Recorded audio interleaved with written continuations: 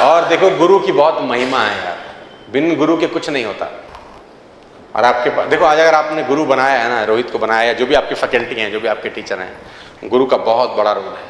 उसके रोल के बिना कुछ नहीं होता। एक कहानी के साथ मैं आज को समाप्त करता हूँ सेशन को। स्पिरिचुअल कहानी है, क्योंकि मैं स्पिरिचुअली बहुत पढ़ता रहता हूँ, तो मैं कोशिश करता हूँ सुनाऊँ, माहौल देख के सुनाता हूँ कभी कभी।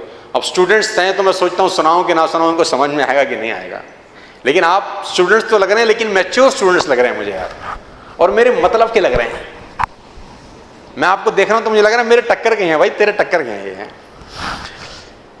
तो जब महाभारत का युद्ध, महाभारत देखिए आप लोगों ने, जब महाभारत का युद्ध हुआ तो सबसे भीषण युद्ध था कर्ण और अर्जुन का। सबसे खतरनाक लड़ाई थी वो। और जानते हैं कि उसमें लड़ाई में प्रूफ क्या करना चाहते थे कि बेटर कौन है। लड़ाई किस चीज की थी? ये लड़ाई प्रूफ करने की तो थी ही नहीं कि तुम हारेंगे कि हम हारेंगे, कि तुम गलत हो कि हम गलत हैं। दोनों में एक ही लड़ाई थी कि हम दोनों में बेटर कौन है। और बहुत खतरनाक लड़ाई थी। तो शास्त्र हम लोगों की ये कहते हैं, अगर आप पढ़ेंगे तो शास्त्र कहते हैं कि एक समय ऐसा आया उससे लड़ाई के दौरान कि जो कर्ण थे उन्होंने जब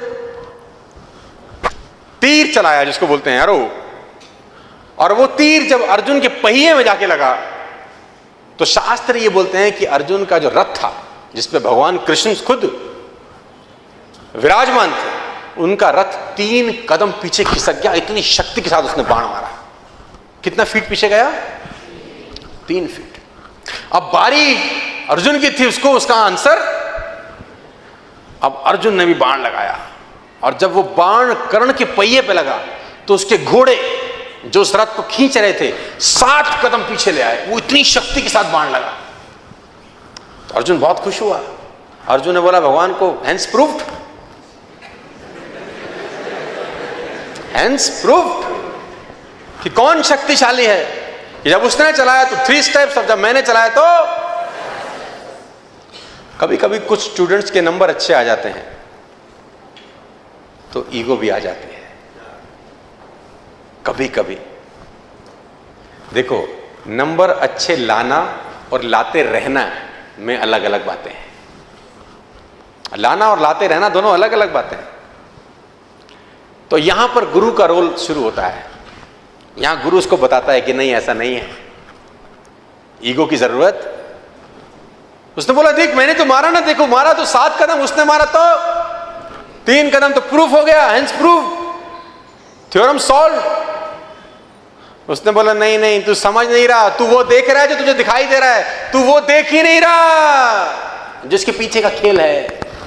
उसने बोला इसके पीछे का क्या खेल है? उसने बोला इसका पीछे का खेल मैं तुझे बताता हूं कि तेरे रथ पे मैं बैठा हूं, पूरी दुनिया का भार लेके, और तेरे रथ पे एक और शक्ति विराजमान है जिसको बोलते हैं बजरंगबली, है ना, और उनकी ध्वजा में विराजमान थे। और ये वो बजरंगबली हैं जिनकी पूंछ तेरा भाई हिला नहीं सका था, जिसको तुम भीम बोलते हो। ये ताकत तेरे रथ पे बैठी है, उसके बावजूद वो तेरे रथ को 3 कदम पीछे कर गया रे। और तुझे भरोसा नहीं हो रहा तो ये देख। फिर भगवान ने कुछ ख्याल किया, कहते हैं हनुमान, शास्त्र कहते हैं कि हनुमान जी को इशारा किया, हनुमान जी गायब हो गए। भगवान ने अपने आप को भार विहीन कर लिया। अब जब कर्ण ने अगला तीर चलाया तो उसका तीर रथ को आकाश में ले गया। तो भगवान ने बोला इसीलिए गुरु की जरूरत रहती है कि चेला उड़े नहीं फालतू फंड में।